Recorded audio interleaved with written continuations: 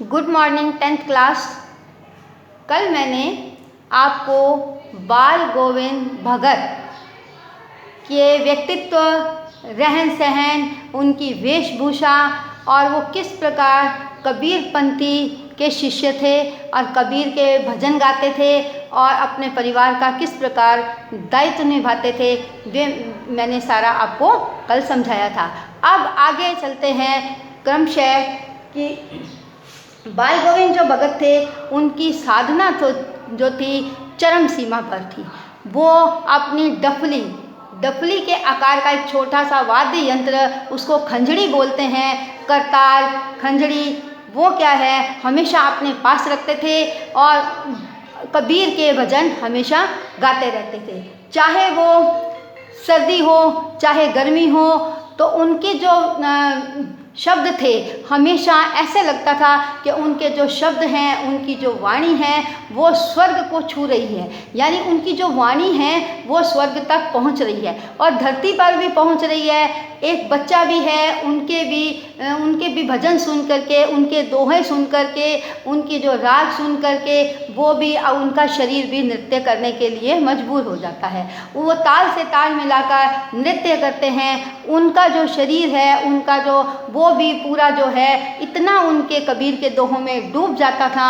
वो अपना भजन इस प्रकार गाते थे कि भजन को गहराई से लेते हुए वो डूब जाते थे। और डूबने का ये मतलब नहीं है कि भजनों में मतलब इतना अपने शरीर के अंदर उनको समा लेते थे कि उनको अपने परिवार की या अपने शरीर की सुध नहीं रहती थी। चाहे सर्दी हो चाहे गर्मी हो, चाहे वो खेतों में जब वो रोपनी करते थे तब भी उनका एक एक पौधा उंगलियों से पंक्तिबद्ध लगाते हुए वो उनके दोहों में ही मग्न रहते हुए वो अपना कार्य करते थे। एक एक पौधे को पंक्तिबद्ध लगाते और उनके दोहों का उच्चारण करते थे, जिससे जो औरतें थी वो भी इतनी मगन हो जाती थी कि उनके ताल से ताल मिलाकर उनका जो शरीर है वो नृत्यशील हो जाता था। लेकिन उसके बाद उसका जो एक बेटा था वो बोधा था। बोधा का मतलब होता है कम बुद्धि वाला। तो वो उसकी मृत्यु हो गई। उसके बावजूद भी उन्होंने अपना राग जो था वो कभी नहीं छोड़ा।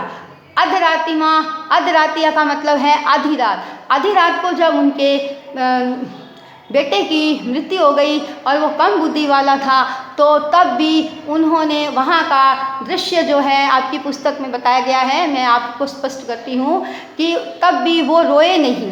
तो उन्होंने अपने पुत्र की जो मृत शरीर था उसको एक चादर से ढका, पूरी निस्तब्धता यानी सन्नाटा छाया हुआ था, क्योंकि वहाँ का मंजर या माहौल ऐसा ही होता है। यदि किसी के घर में मृत्यु हो जाती है तो निस्तब्धता यानी एकदम सन्नाटा छा जाता है।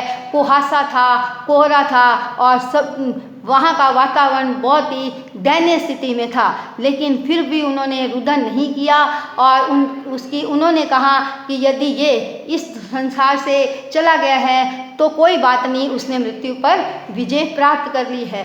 आत्मा जो उसकी है परमात्मा से मिल गई है।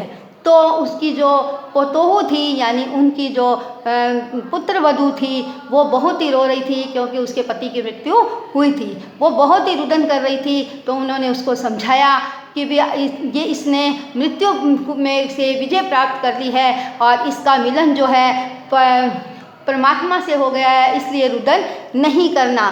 तो वहाँ भी उनकी मृत शरीर के आगे भी वो अपनी खंजड़ी से डफली के आकार का जो छोटा यंत्र है, वाद्य यंत्र है, उसको बजाते हुए नृत्य करने लगे और यही कहने लगे कि परमात्मा इसकी आत्मा को शांति दे।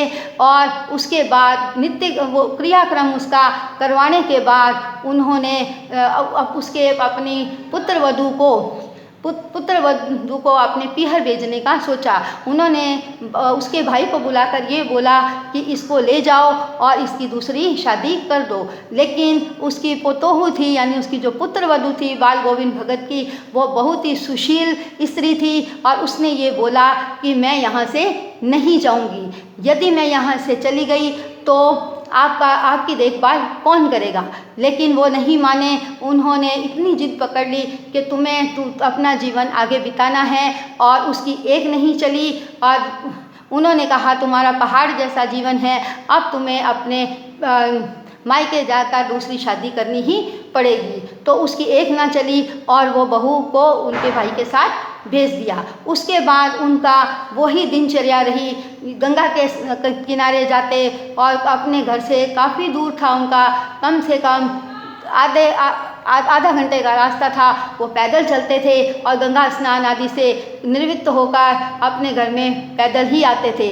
दिन प्रतिदिन उनकी देखभाल कम होती रही और वो बिल्कुल निष्क्रिय हो गए और उनका जो शरीर था वो बहुत ही कमज़ोर हो गया था। वहाँ के लोग जो उनके शिष्य थे वो उनको ये समझाते थे कि आप इतना कार्य नहीं करें, आप इतने भजन नहीं गाएं, आपका शरीर इतना अब अनुमति नहीं देता कि आप इतने भजन गाएं, नृत्य करें, लेकिन उन्होंने किसी की भी नहीं सुनी। एक दिन ऐसा आया कि वो बहुत बीमार पड़ गए और उनकी जो आवाज़ थी, उनका स्वर जो था नहीं निकला और उसके बाद जब वो आराम करने के लिए गए तो सुबह जब उठे ही नहीं तो वो मृत पाए गए। जब उनके शिष्यों ने उनके घर पर जा कर के देखा तो वो मृत पाए गए। आज भी बाल गोविंद भगत को सब स्मरण करते हैं, याद करते हैं। ये बहुत ही एक दयनीय कथा थी, बहुत भावुक करने वाली थी। क्योंकि ये बाल गोविंद भगत का चरित्र ही ऐसा था जिससे हर मनुष्य में दयनीयता की भावना आती है। इस प्रकार बाल गोविंद का व्यक्तित्व था और वो कभी किसी से झूठ नहीं बोलते थे, किसी की चीज़ को छूते नहीं थे और बिना किसी आज्ञा से किसी उस वस्तु का उपयोग भी नहीं करते थे। तो ये बाल गोविंद भगत के बारे में मैंने आपको बताया। अब इस पाठ का यही समापन होता है। उनका व्यक्तित्व, उनका व्यवहार, उनकी ईमानदारी और सब प्रकार से बाल गोविंद भगत थे, वो सक्षम थे और इस प्रकार वो अपनी मृत्यु को प्राप्त हुए। आज भी जो है लेखक ने अपनी लेखनी के द्वारा इनका बाल गोविंद भगत को एक पुस्तक में उकेरा है, पाठ के माध्यम से, ताकि आने वाले जो विद्यार्थी हैं इसको पढ़ें और उनके जो आदर्शों में चलें तो सफलता को प्राप्त करें। आज बाल गोविंद भगत की जो पाठ है उसका समापन हो गया है। कल उसके आगे के बारे में प्रश्न उत्तर फिर जो भी हैं आपको आगे करवाए जाएंगे।